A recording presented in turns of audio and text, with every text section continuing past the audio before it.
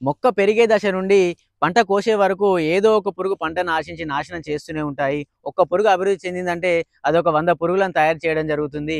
మరి మనం ప్రతిరోజు మందులను స్ప్రే చేయలేం కాబట్టి, మనం ఈ ప్రతిరోజు ఈ విధంగా పురుగుల్ని ఏ విధంగా అరికట్టాలి అంటే, మీరు గమనించినట్లయితే సాధారణంగా చీకటి అంటే సాయంత్రం వేళల్లో గాని, ఉదయం వేళల్లో గాని ఎక్కువగా మనకు పురుగులనేటివి బయటకి రావడం అనేది జరుగుతుంది. కాబట్టి మనకు చల్లని వాతావరణం, చీకటి ఉన్న సమయంలో తోటలో గనుక లైట్‌ని ఏర్పాటు చేసుకొని, దాని దగ్గర ఒక టబ్బును గనుక ఏర్పాటు చేసుకొని, అందులో వాటర్‌ని గనుక పోసినట్లయితే ఈ పురుగుల లైట్‌కి అక్కడనే మనకు అట్రాక్ట్ అయ్యి అక్కడనే తిరగడం వల్ల ఆ టబ్‌లో పడి చనిపోవడం అనేది జరుగుతుంది.